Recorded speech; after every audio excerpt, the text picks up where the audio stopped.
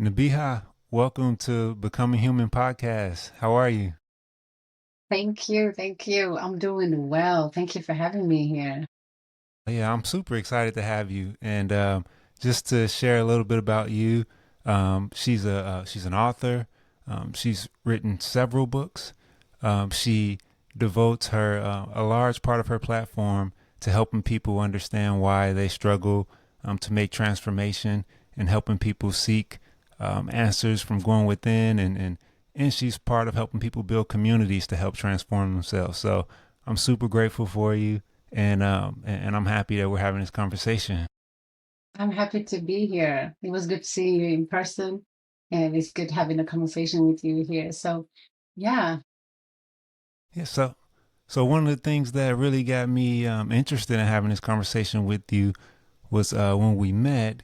You were doing a presentation about healthy food habits, and your presentation came towards the end of the retreat, but it was so perfect.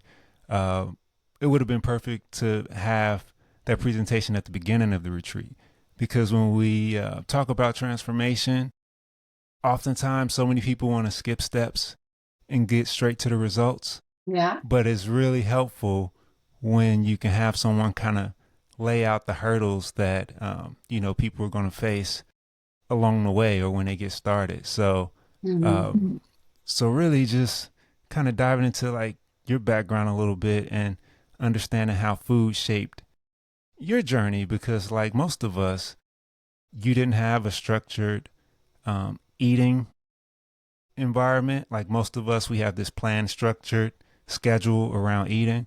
And so food was more a nourishment for you and not a social tool. So maybe you can kind of share a little bit about your story from that perspective. Yes. And I heard a lot of people said that they needed that conversation in the beginning. And I think when it comes to this path of, food addiction, I really think I covered the basic stuff, which is just the mind. A lot of people attack the food and they think it's the substance that's the problem. But I'm not coming from a food addiction perspective, but I'm coming from a different addiction. And it's the same thing. It's the same thing. When the mind is addicted to something, it doesn't matter if it's a single carrot. It will keep on going back and back and back until you hurt yourself, right? So it's the mind that's always running its course. And I realized that the addiction comes from the mind and not the food. So too many people are attacking the food. Too many people are really wanting to be like feed food freedom, but not understanding like what the cause is coming from. So knowing that I used to have a food problem, and my problem was the completely opposite. Like I wanted to learn how to eat because I don't have this manual, like automatic reminder where it says like hunger, or you need to have breakfast, or you need to have lunch, or you need to have this, because like in my life, I realized that I didn't have anybody that programmed me with those sets of programs like, did you have breakfast? Did you have lunch? Did you eat something today? Did you drink this? You need your nutrition. You need you this. I didn't know any of that. I was a kid that was like thrown into this world and I was just navigating through everything on my own. So having the set of, two set of like not set maybe having like any parent, like any grown up, or it could be a big brother, just telling you like, hey, you need to go and eat, right? Just like those programs, it's what the problem is. That's what I realized. So I'm not a unicorn who doesn't like food. It's just that I lack the program. So then I realized teaching people how to get rid of this addiction, the only thing to do is to tap into your emotions. Like, where is this coming from? Where is the program coming from the beginning? Like, were you that kid that your mom forced you to sit on a table? You couldn't go before you're finished with your food? Were you the one that used to always hear, like, don't waste this? You're wasting the food and you have to like stuff yourself. Like, to me, that doesn't exist. Wasting food means like if I put something inside of myself when I'm overfull, that's waste. So just understanding the habit and knowing that, you can reverse a habit in 21 days, but you can't fix the whole problem, right? Yeah. So No, my approach then is to connect with everything that you're doing. yeah, and I resonate with you in that regard. Um, so much, like wholeheartedly. Both of us, we're both like on the thinner side, Mm, and me growing up on the opposite side of the world from you, in a country where everybody's big, right? mm, And like you, I didn't have this strong desire to consume a lot. And mm. me and my mom laugh and joke, being a kid, she was like, "You never wanted to eat," and we laugh about me sitting at the kitchen table crying Mm. because I wasn't hungry, and she was making me eat because she thought, Wow. that was what was healthy for me, but not seeing that you could possibly be creating unhealthy eating habits around that. Hmm. So, I think it's super fascinating to meet someone who uh, didn't get that programming early, but you certainly felt it later in life as you tried to uh, find an identity fitting into different American cultures where people built conversation and relationships around eating food. So what was that like? Trying to find your space and then kind of getting back to who you know yourself to be. Hmm. It was, this food journey was really, like you said, like I was always on the thinner side, was always small. And then I remember, like, the program that you have been programmed, like when you were a kid, or people get programmed when they were kid. I was trying to program myself. Like from I was maybe 16, 17, I realized, okay, I need to eat and I need to, I used to just make Nutella and bread, Nutella and bread. That's what I lived on as a kid. So that's all I bought and that's all I had. I would drink some water and I didn't like, frizzy drinks, or I didn't like any sodas or anything like that because it just did something to my body. So I would drink water and I would just have Nutella and bread, Nutella and bread. And then I realized when I was 16, maybe I need something more than that. Maybe I need something. And I think the pregnancy, when I was pregnant with my child, that's what taught me. That's when I gravitated towards fruits and vegetables and different things. And I think it was something in the body that was really craving, the nutrition. And it Yeah, wasn't anything that was craving to be full, or anything that was like, okay, I need this fried food, I need this, I need that. It was just more like myself speaking for itself, like, okay, let's grab the spinach, let's get some peanuts, let's get this. So that taught me, my body taught me when I was pregnant. And I always say, like, that's the child navigating through me. yeah, But when I learned how to eat the spinach, when I learned how to eat this and that, that's when I was like, okay, hey, my body literally just gravitates everything that's alive.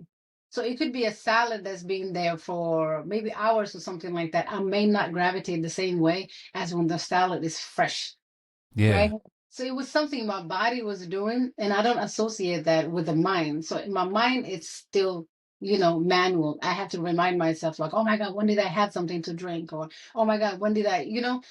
So in a way, I felt like, I have to manually also program myself so I can gain a little bit of weight, or maybe I can, remember when people are going out to the restaurants, I would always order something, but I would never eat it. I will touch on it and stuff like that, but I would never eat it. So I thought I was weird, and I thought like I had maybe like anorexic, or maybe I had like some kind of like a problem. So I wanted to fix that until I realized people on the chronic path. Like I will be fasting for 3 days because of my body requires. My body's like, hey, we don't feel like doing any of this. Manually, I won't even have that force to want something. So then yeah, I realized, you know what? Just let me be me. Let me be me. I'm not dying. Like my weight is the same. I never changed weight. I can be 9 months pregnant, give birth 3, maybe 2 weeks after, I'm the same again. So I'm like, nothing is changing. What am I stressing about? Leave it alone. And then I met people on this path, and I'm like, you guys want to be weird as me? You wouldn't have the problem that I'm running from. So that's when I realized that food is an addiction. Now, I'm glad you said that because part of the reason, like, for having these types of conversations is and even the name of the podcast, Becoming Human, is kind of letting people know that we all live on the spectrum and we're all Mhm. at different parts of it. And we don't have to try and beat ourselves up to skip steps to be like someone else. There's a process to transformation. And the more we could explore these things, the more we could help ourselves and also help other people in their transformation too. Absolutely. Absolutely. Not no body is the same, you know? Yeah. So do you think the fact that you were um, maybe in a different country where you maybe weren't necessarily being inundated with so many advertisements or so many temptations to eat unhealthy, it maybe if it might have been a little bit easier for you to hear your body and your intuition speaking to you, telling you what you needed, or you think maybe that wouldn't have mattered? I think, even I mean, I grew up in the Western, right? It may not be as America, but you still have McDonald's, Burger King, and all of that everywhere, right? So as a child, I remember they exist till today, the science and everything exists. But only when I came into this path and people, I realized that people have addiction to food, that's when I realized the sign of McDonald's. Oh, that's how it looks like. Burger King, I'm like, oh, that's how it looks like. I didn't even know how these things look like, right? Because when I'm driving through these streets or when I'm like walking through here, I don't signal. I don't see that. Sometimes I smell something and I'm like, oh my God, I need to run away from here, like that oil smell. But other than that, my body wouldn't gravitate towards it. My body would never gravitate towards that. And I think it's because of, like I said, I wasn't programmed, right? So it wasn't no fried chicken in the house for me to eat or something like that. It's not that I've never ate fried chicken. I did, but it wasn't something that was a regular. It wasn't something like, hey, you have to remember that. It was just my bread and Nutella. Yeah. Yeah, that was easiest for me. Yeah. So, like one of the things I heard you talk about too, which was really dear to my heart, was food being alive, and that's not how most people experiencing their food is having a life. Mm. Where did that come from? Where did that realization in you come from? I mean, I feel it. I can feel it. Like I have a plant right here next to me, and I'm like, there's no way I cannot think this is alive. Like just because it's not speaking the same language back doesn't mean it's not alive. It's definitely 100% alive, right? So when you see a leaf, drop from the tree, or an apple drop from the tree, you still see life in it. That apple has still life until it rottens. When it rottens, like, okay, there's no life in this thing. This thing is dead. So for fruits and vegetables, it takes a little longer before they actually drop from the tree or cut from the tree for them to die. So for example, when I'm eating my salad, I can see that it's still vibrant and alive when it's like crispy and alive. And then it lose life. You can see that it's very saggy, right? So it's like when I am interacting with this salad or this mango, right? I know that this mango has a story. There is no way that this mango is just here to be consumed, right? So there is a connection with us and nature in general. Like we are made of nature. So sometimes we mix the soul with the body. The body is a matter that's made out of exactly like the plant, soil, the sun, all of that, right? So in a way, you have to know that everything is complementing each other. Your organs is connecting with some type of herb, and then your eyes are connected with something else. So it's different, but you will know because as much as it knows you, you will also know. But if you already have the mindset of like, oh my God, let me consume, and you're disconnected from yourself, that thing will not speak with you either. It will just harm you. Yeah, I agree, and so like I love learning about um, Native American cultures and like a lot of different Native cultures around the world. And I'm glad you made that point because I'm gonna try and get this right, and I hope I get it right. I'm gonna Mhm, paraphrase a little bit, mhm, but part of the reason why so many indigenous cultures have these rituals around the food that they eat, whether it be animal flesh or plant, is because it's still alive even after you've killed it, right? mhm. Maybe the spirit of the animal left, but all of the organisms within that animal is still alive. And if Mhm. they can keep that vibration high within that flesh when they ingest it, it reacts, it responds or interacts with their body a lot differently than it would if they hadn't have done that. So Exactly. yeah, and so I have to try and see if there's some science out there that corroborates that, um, but that's definitely not new, and you definitely hear that all around the world. Hmm. And I'm glad you made that point because I feel that too. That's my experience also. Mm. I mean, if you just think about even religion will tell you like pray over your food, right? In just hope of that food not hurting you, you know? Because you don't know the process it went through. You don't know that flesh that you're eating, like how much trauma it went through, right? Like, for example, in Islam, they say that if the lamb sees the knife, don't slaughter it. Literally, Wow. if the lamb is conscious enough to recognize a knife will kill it, and it can feel that all its organs and everything will get stuck, and then that fear is exactly what goes inside of you. So when you hear the halal meat, it's that they don't show the animal the fear, so the animal will not go through the fear. So they pray over it, they silence it, and it's like an offering. So in every religion, every animal that was slaughtered, it was an offering, right? They didn't used to offer humans, but they used to do it with animals. And it was never like every meal did not contain meat because Hmm. of animals are not something that you can just, the leaf will fall from the tree regardless. The apple will fall regardless. You don't have to go and, cut it off. But when it comes to the animals, they have all the rights to also live a long life, just as us, right? So they wouldn't kill them. They may use their milk, they may use for other resources and stuff, but they never kill them in the same way that we kill today. Today is like machines that would just cut them off here and there. And the energy that it carries is the energy that you see, Yeah. amongst human beings, right? Yeah. Because that's the kind of energy that we have. But if you prayed over that animal and you normalize that, or like you neutralize that frequency, then that spirit and you are in agreement somehow, So you didn't kill it. So you Yeah. understand what I mean? So it's the Yeah. same thing with the fruit. Water is also another thing, People go and drink water from these small little plastic bottles that are sitting in the store. None of that would hydrate you. Like it will kind of like trick the system and things like it's hydrating. But anything that's hydrating is when your streams, like your cells accept it. So when the Yeah. water hits the belly and you feel like full, it did not hydrate you. But when you drink it and it goes straight into your system and nothing goes into the belly, that's when you're hydrated. So the water is alive. But we drink dead water, we eat dead meat and dead vegetables because if you freeze it, you put it in here and there. So what do you expect? What kind of consciousness, Yeah. No, I definitely, if you drink some water that's not living, you have to pee right away. When you drink some water that is alive, you feel energized. I Hmm. definitely feel the difference. Yeah. You made another point that I want to touch on. I forget.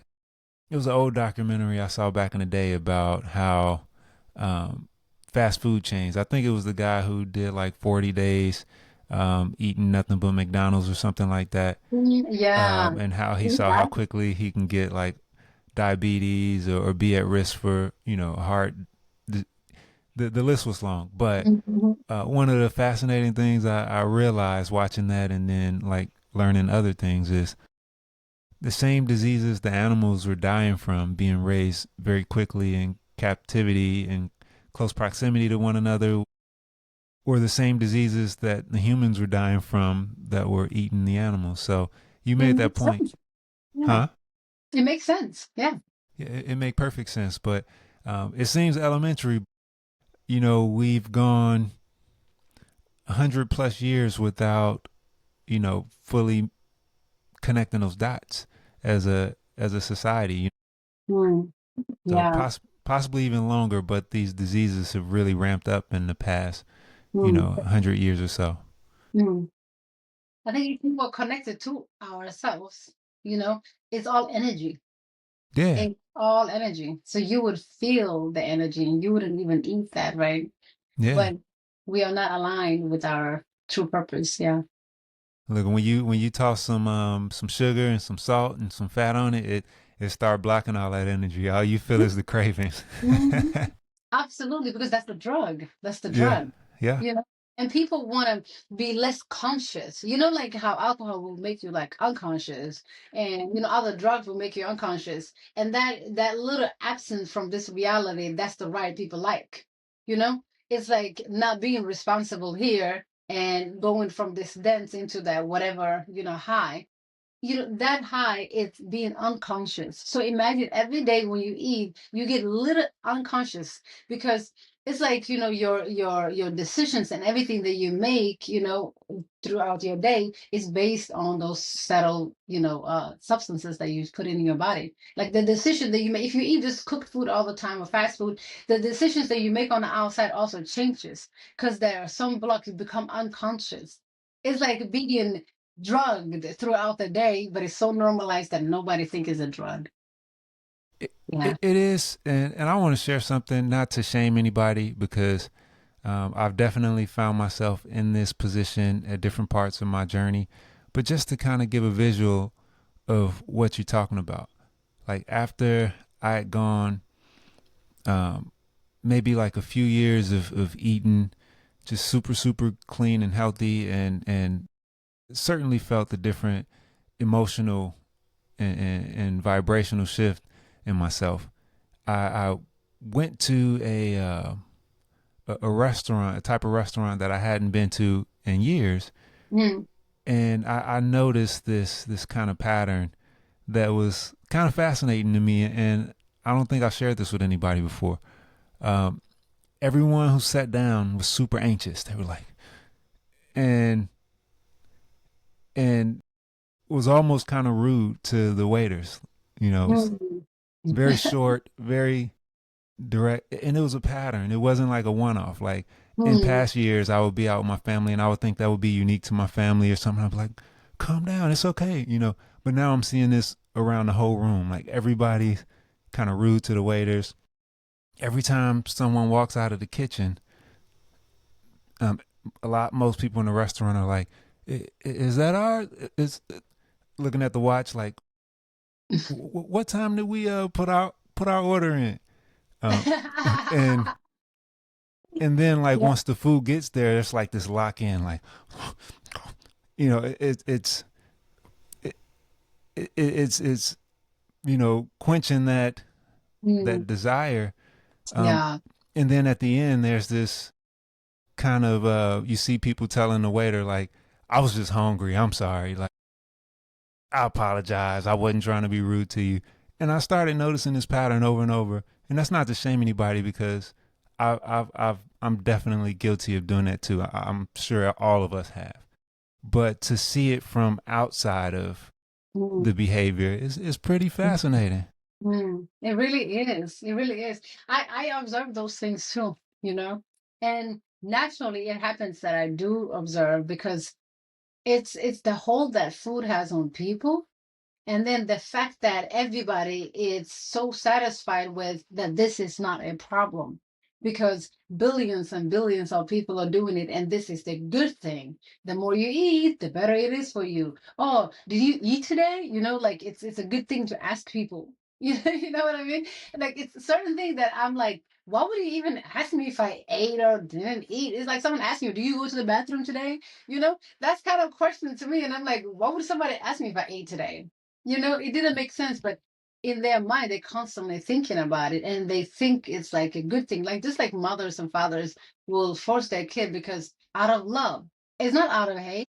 Hmm. Like my mother and father wasn't there. It's not out of hate that, oh, I don't have that habit right now, because they didn't program me. I used to think that the absence of me not being programmed was being unfortunate. I used to see other kids, go inside and eat because of their mothers would be like, "Hey, it's time to eat, Maria, come in." But I will be on a swing, waiting for them to come back again, just sitting there waiting for everybody to return after they've been forced to eat, right? But I used to think like, "Oh my God, I wish I had somebody like that," not knowing that this is a habit that is being formed from early age. Yeah. So you were craving the. So that's really good you brought that up, because you were craving the social connection, Mm. and and a lot of times what we've done is we've infused the two. Food has become something very social, and it's a form of connecting, and it really turns off a lot of uh, the anxieties and a lot of your perception the same way alcohol would in a lot of ways, but Mm, it fills the space. So the interesting. yeah, and in the spirit of what we were just talking about, like what in your opinion, what how much different would humanity be if we all kind of took time to recognize uh, the life in our food and the spirit in our food, and handled it with care, and treated it as a consciousness as it is. Oh my God, the world would be so much different. The world would be so different. It wouldn't be so much sickness.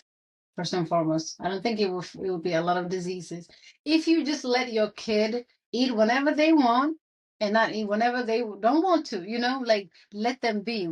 Like my children, for example, I never programmed them to eat a certain time because not because of I knew what I was doing, and not because of like, okay, I don't want to program my kids. I didn't know anything. I was just a kid. I was 15.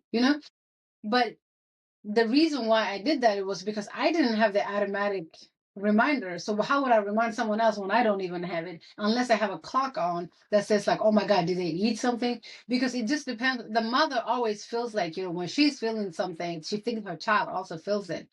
So if I never feel hunger, I never think my child will feel hunger. So I never remind them. So yesterday, for example, I was talking to my daughter and she was like, oh, I went to the doctors and I took this blood test and I did this. And I was shocked. I was like, Hannah, listen to me. Like, when have I ever taken you to a doctor's? She's like, never. What, have you ever been sick since you were a kid? I'm like, have you ever been sick around me? And she was thinking, she was like, no. And I said, have I ever given you kind of like a cough syrup or any pills like for headache ever in your life? She said, no. I've never given any of my kids any of that. None of them have ever been sick. And by the time she goes to her dad, like when they were little, and every time they go to their dad for like maybe 5 days, if it passed 5 days, they will come back with all this mucus, their nose is running, everything is stuffed. And then they stay Hmm. with me a little bit and then it clears out. And that is only the food. The only thing that's different between my house and his house is the food you know so now she's with him and she's getting all these symptoms, and she said it to me. She's like, I don't know, mom, I think it's the food, because the time I started eating food, that's the only time I feel this way. I eat spaghetti and all this kind of things, and that's not things that I serve them when I serve them something. So Yeah, that's fascinating. So, like, what was that like? I would like to hear a little bit more. Like, what was that like raising your kids without that structure around food? Like, did like how many times a day did you?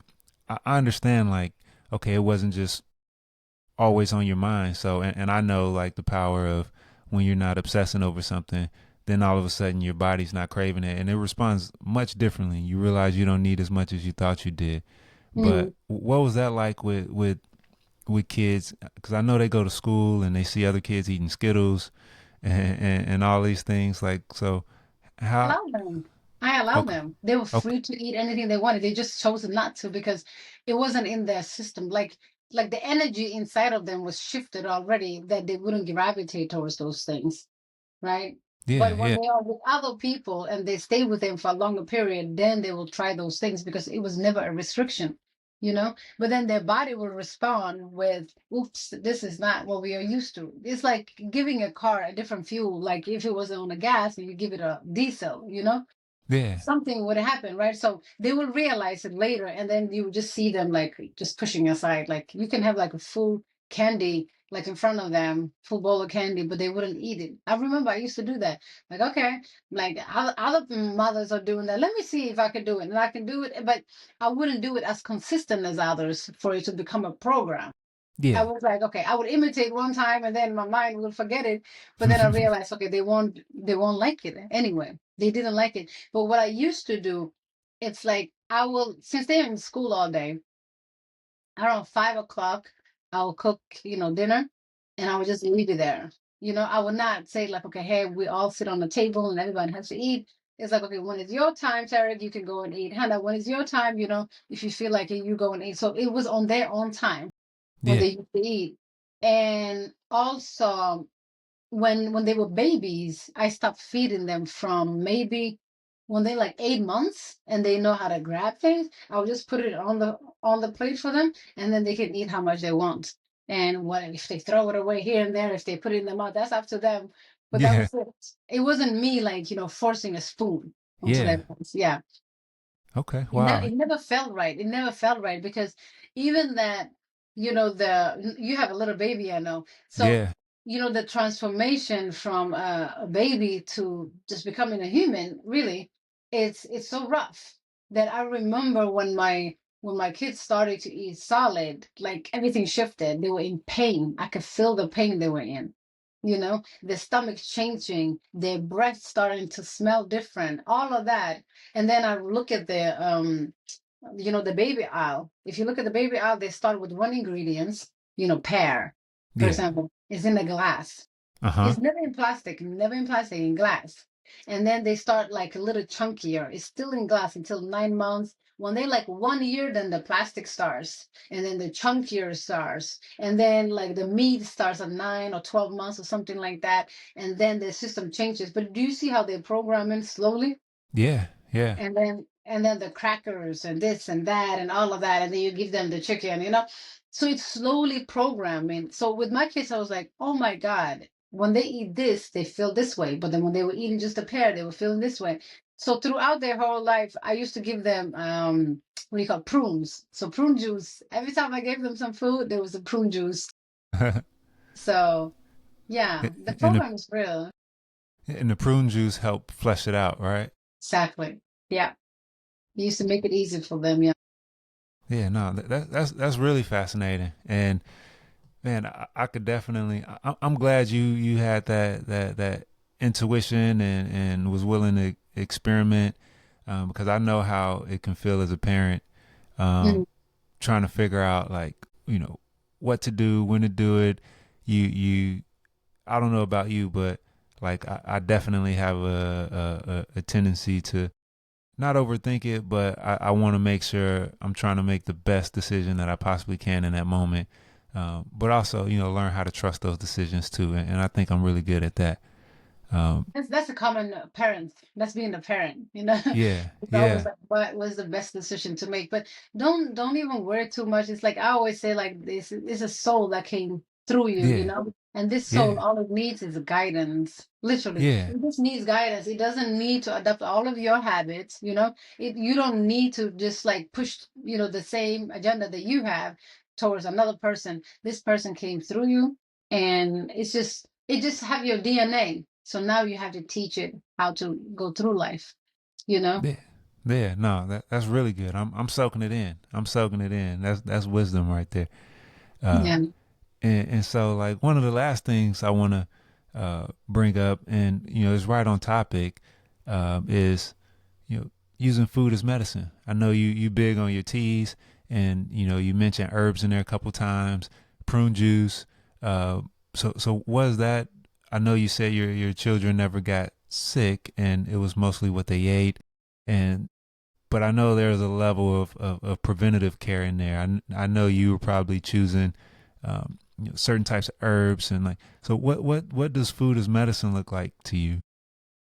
So when it comes to my children, like I said, I was very young, raising them. So like my son will remember my 20th birthday, and that's how young I was. Yeah, So it's it's like, for them it was more of the action of not the program, the things that I will bring to the house. I wouldn't gravitate towards fast food and this and that, and I wouldn't bring that to the house. So it wasn't something I was, giving them in that way, but it was something that they were not having. I would literally take my kids to the most dirtiest playground for them to just, balance that bacteria out. While other people would be like, oh my God, my kids touch dirt and this is, I would intentionally take them and be like, hey, play in that dirt. So they yeah, can build their immune system and be stronger. Yeah. My friend who had the kids that I was like, oh my God, we have to watch them. Oh my God, we need to do this and all of that. They used to always have running nose and sick and all of that. But my kids, it was more like, okay, hey, you need to intake a little bit of bacteria here for to balance things out. And then what they were eating was things that I gravitated towards. Yeah. Literally, it was things that I was gravitated towards. So it wasn't anything bad, but that's what they've learned.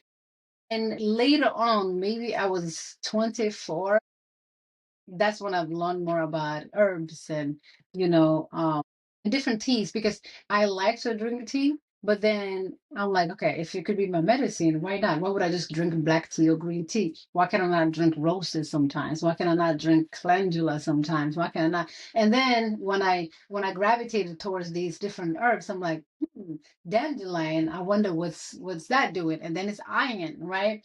And I'm like, my body is literally speaking to me. So then it taught me how every herb is connected to my body by just gravitating towards one, and then I read about that one. I even have like a little herb card here, like a tarot card. So I'll pick one and I'll be like, okay, let's read about this herb and learn more about it. So yeah, it's just like getting to know with everything that's around you, and then your organs will literally know every herb. Yeah. And so, what kind of advice do you have for people who are looking to break some of those cultural patterns of eating habitually and starting to become more intentional about it? I know that a lot of people take the approach of diets, you know oh, I need to change my diet and let's go there. I don't think that's the right approach for everybody, because it comes with a restrictive mindset. It comes with, again, you're restricting yourself from something, so it becomes like a mission, so you have to find a way where you're flowing, where you're not feeling the guilt, because the guilt can kill you more than the food itself. The guilt itself eats you up from the inside, that the food that you're running from is not even the one that's hurting you, but it's the emotion within yourself. So what I would recognize for anyone coming from this food addiction, first and foremost, that it's so normalized, nobody should be ashamed about it. And just because of your fat does not mean you're more addict. No, no, no. There's skinny people that are the same problem. Okay. So people associating with a bigger person as a more addict is wrong. Like there are so many skinny people that are struggling with the same kind of like a mind battle. So what I would say is to tap more into yourself, you know get more about yourself, like, and I really mean like meditation. Meditation is the foundation. So you start meditating, the more you sit with yourself, because in the beginning it's like you're running away from yourself, because you don't understand it. But the more you come to yourself, the more you come in union with yourself, the more you will understand that these things do not have a grip on you, but it's your mindset that's fixated on these things. So just understanding that and tapping into every emotion that brings out, different cravings, that's the way to go. And if that takes longer than 21 days, people want those quick fixes with 21 days. You can't fix anything for 21 days that you've cost for 21 years, right? So Hmm. it's like you have to tap in, know like what's going on, where is this program coming from, what can I do about it, work out, move your body, don't even make that into a mission or anything, but just flow with you, with your inner state. That's what I would say. Okay, yeah, good. And I'll add one little bit of science to that, if that's okay.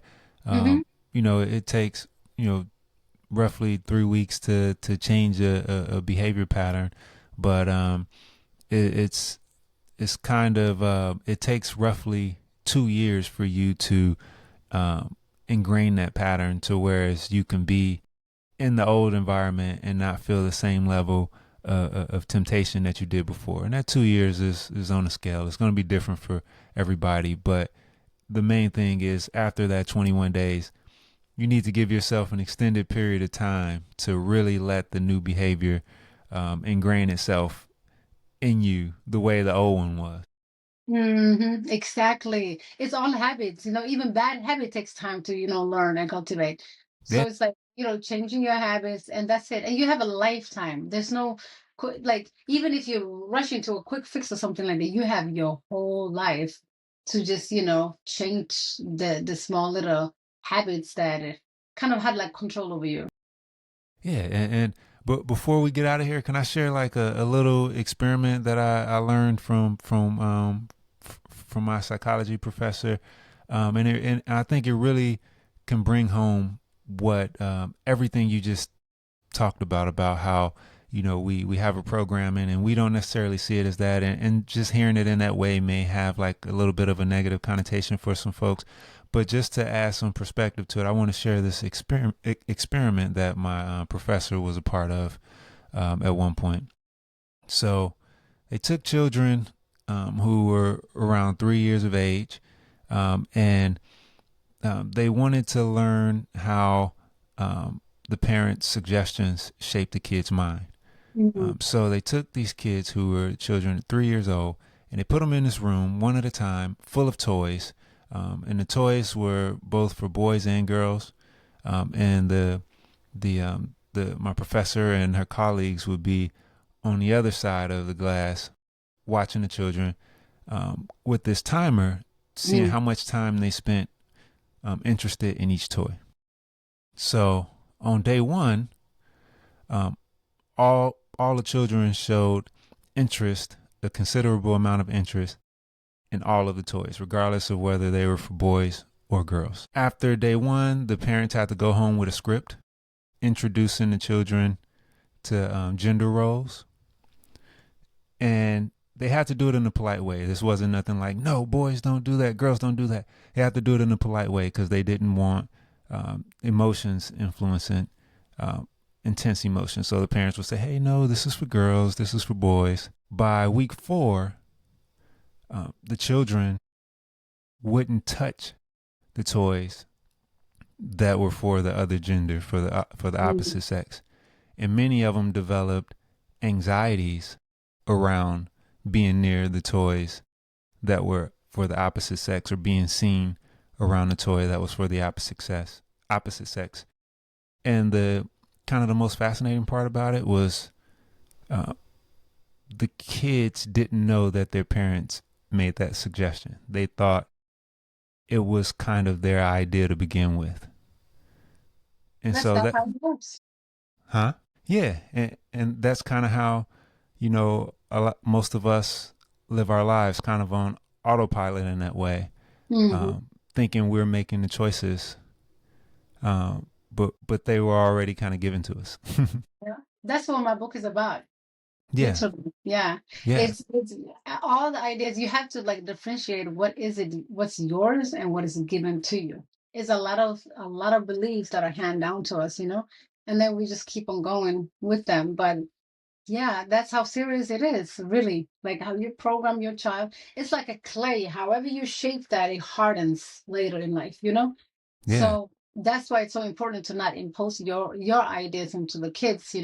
Like when it comes to my children right now, their parents, like I mean, like their father, would maybe think like I'm irresponsible and this sometimes. But it's not. When the kids need something and they want to express something about themselves, that they would not go to their dad, they will come to me. Because it's a way I gave them that free will to form themselves, in a way. So they're not ashamed or scared to tell me any decision that they make in their life. It's like, oh, mom would understand it because she don't even have a form for us. I don't have a Yeah. form that they need to fit in. So whatever that comes into their mind, I will be the first person that they will share with, because they already know I'm not molding them to become something that they don't want to. Yeah. No, I get it. I get it. And I'm taking notes. I'm taking notes. uh, um, so lastly, can you share with everyone what your name means? My name is Nabiha. People call me Prophetess Nabiha. Nabiha and prophetess actually mean the same. So Nabiha means prophetess, and that was my given name at birth.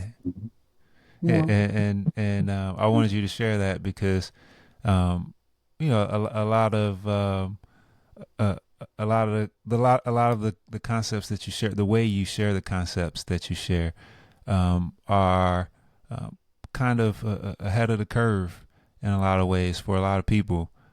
So Mm. I'm grateful that you share those things with responsibility and care, because that makes them resonate a lot more. Thank you. Yeah, and Thank you. I'm grateful to have you on the show, and I look forward to having more conversations with you in the future. Likewise, brother, likewise. And thank you for having me. And yeah, you will be a great dad. Just don't Uh, stress about it. Yeah.